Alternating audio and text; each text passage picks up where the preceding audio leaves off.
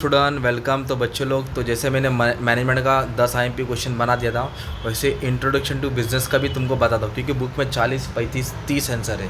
अब उसमें तो 10 आंसर तुमको बता रहा हूँ। कुछ आंसर ऐसे है ना जो इसके जगह पे उधर घुमा देने का। ओके, तो सबसे पहले जो फर्स्ट मॉड्यूल है ना उसको अच्छे से पढ़ लो, तीनों आंसर पढ़ो। फीचर ऑफ बिजनेस क्या है, बिजनेस क्या होता है, फंक्शन ऑफ बिजनेस, बिजनेस में क्या क्या काम करता है, प्रोडक्शन, प्लानिंग, मतलब इसमें सब कुछ डाल सकते हैं। और सिग्निफिकेंस क्या है, तो सिग्निफिकेंस इसके लिए पढ़ना है, बिजनेस वाला पढ़ना है। क्या पढ़ना है, ये तीनों आंसर पढ़ लो, क्योंकि तीनों आंसर तुमको एक कंफर्म आएगा, तीनों में से एक, और इजी भी है। अब उसके बाद तुमको मार्किंग दे रहे हो। देखो अब इधर आ गया स्टेप्स, क्या आ गया, स्टेप्स इन बिजनेस ऑब्जेक्टिव, क्या आ गया, स्टेप्स। तो अपने मालूम में फंडामेंटल मैनेजमेंट का एक आंसर पड़ा है, steps in planning, steps in, तो उसमें सेम आंसर ये उठा के डालने का है। मैं बोला था उधर का आंसर इधर डालना है, इधर का आंसर जो 3 बजे लिखेंगे वही 4 बजे लिखने का। तो स्टेप्स आंसर एक ही पढ़ना है, दोनों पेपर में लिख सकते हैं ना। तो स्टेप्स के लिए क्या करना है, पहले बिजनेस एनवायरनमेंट को एनालाइज करेंगे, इंटरनल देखेंगे, एक्सटर्नल देखेंगे, फिर ऑब्जेक्टिव सेट करेंगे, फिर अलग अलग ऑब्जेक्टिव्स बनाएंगे, बेस्ट प्लान बनाएंगे, उसमें बेस्ट प्लान सिलेक्ट करेंगे, फिर इंप्लीमेंट करेंगे, कंट्रोल करेंगे, इंप्लीमेंट करेंगे। तो ये सेम आंसर है। ओके, इधर कुछ अलग करने की ज़रूरत नहीं है। और इधर देखो क्या दिया मालूम है, इधर एक टॉपिक दिया तुम्हारा, हाँ एक टॉपिक है इंपॉर्टेंस ऑफ बिजनेस एनवायरनमेंट। क्या दिया, इंपॉर्टेंस ऑफ, इधर 4 पॉइंट पहले बता दो, बाकी का पॉइंट्स तुमको आता है। मतलब बिजनेस एनवायरनमेंट का करने के लिए क्या करना पड़ता है, 4। तो बिजनेस एनवायरनमेंट से तुमको 4 चीज़ मिलेगा, SWOT बोलो, स्ट्रेंथ मिलेगा, और O बोलो तो SW बोलो तो वीकनेस, वो बिजनेस के इंटरनल एनवायरनमेंट कहाँ मिलेगा, बिजनेस के अंदर। और एक्सटर्नल में क्या मिलेगा, अपॉर्चुनिटीज और थ्रेट, मौका और खतरा। ये 4 पॉइंट लिखने का है बिजनेस एनवायरनमेंट में। पहले 4 पॉइंट लिखने का है, स्ट्रेंथ, वीकनेस, अपॉर्चुनिटी, थ्रेट्स। फिर बाकी का ये इंपॉर्टेंस पूछा तो तुमने मैनेजमेंट का इंपॉर्टेंस पढ़ा ना, कॉमन पॉइंट वो उठा के डाल सकते हैं। मैं बोला ना सबका मालिक एक, जो बिजनेस का मैनेजमेंट का आंसर वो जो 3 बजे लिखेंगे वही आंसर 4 बजे घुमा देने का इंपॉर्टेंस में। टेंशन लेने की जरूरत, तो समझो एक ही पेपर दे रहे तुम लोग, है ना।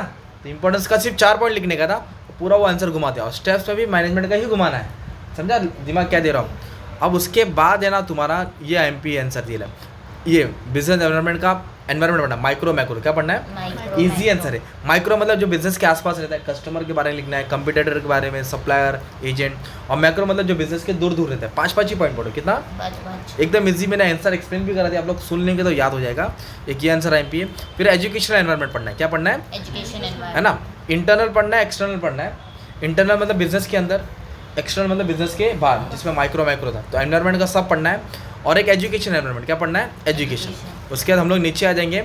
अब एक आंसर देखो बहुत बड़ा दिया है, नाफ्ता दिया, ओपेक दिया, सार्क दिया, एशियन दिया, ब्रिक दिया, यूरोपियन यूनियन दिया, WTO दिया।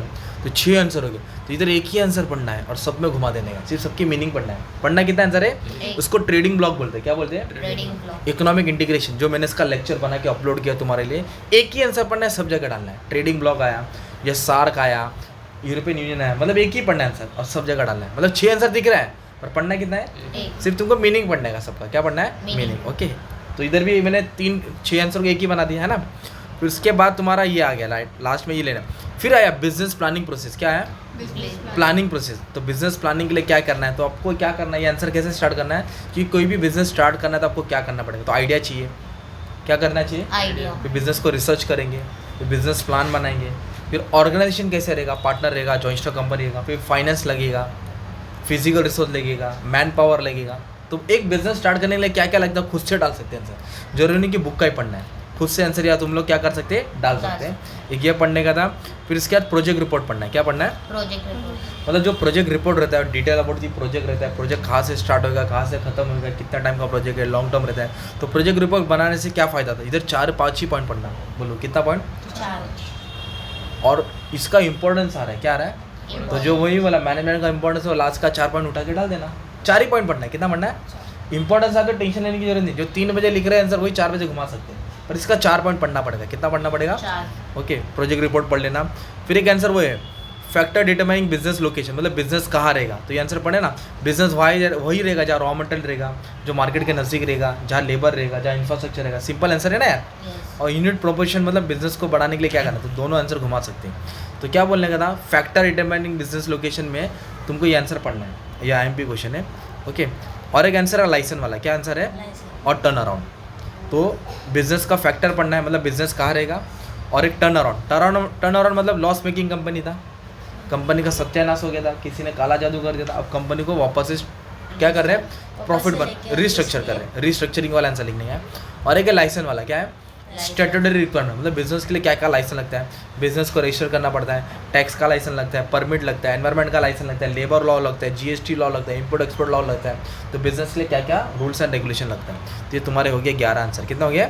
एलपीजी छोड़ दो, नहीं जमता तो एलपीजी छोड़ दो। आएगा पर ऑप्शन में आएगा तो टर्न अराउंड पढ़ लिया, टर्न अराउंड में बिजनेस रिस्ट्रक्चरिंग लिखने का है, एक लाइसेंस वाला सब आंसर पढ़ लिया, स्टैट्यूटरी रिक्वायरमेंट। ओके, फिर पढ़ लिया factor determining business location, business कहाँ रहेगा। फिर तुमने ये पढ़ लिया प्रोजेक्ट रिपोर्ट पढ़ लिया 4 पॉइंट, बाकी का आंसर घुमा देंगे, 5 आंसर हो गया। Business planning process same answer वही वाला है ना, बिजनेस प्लानिंग ऑब्जेक्टिव है सेम लिखने का था। फिर इसके बाद आया WTA, तो कॉमन आंसर मैंने बोला 6 आंसर का कितना बनाने का है? 1। 6 का कितना बनाना है? 1। फिर उसके बाद तुम्हारा आंसर है बिजनेस एनवायरनमेंट, इंटरनल पढ़ना है एक्सटर्नल पढ़ना है, इंटरनल और एक एजुकेशन पढ़ने का था। और उसके बाद इंपॉर्टेंस ऑफ बिजनेस एनवायरनमेंट, तो 4 ही पॉइंट पढ़ने का था, SWOT क्या पढ़ना है, बाकी का पॉइंट कॉमन पॉइंट उठा के डाल देने का था। और ऊपर का 3 आंसर तुम्हारा रेडी हो गया है ना, फीचर्स, फंक्शन, सिग्निफिकेंस। ओके, अगर स्कोप भी आ गया, क्या आ गया? स्कोप मतलब होता है कि इंपोर्ट एक्सपोर्ट्स पूरा बुक के बारे में डाल देंगे तो स्कोप बन जाएगा। तो ये तुम्हारा पहला पेपर, पहला कौन सा बिजनेस की मैनेजमेंट है, मैनेजमेंट जो भी है पहले पेपर, मतलब ये तुम्हारा मैनेजमेंट है। तो 2 पेपर का IMP बना दिया, 10 10 आंसर। हेड पॉइंट पढ़ो, ओन वर्ड्स में डालो, हेड पॉइंट्स पढ़ो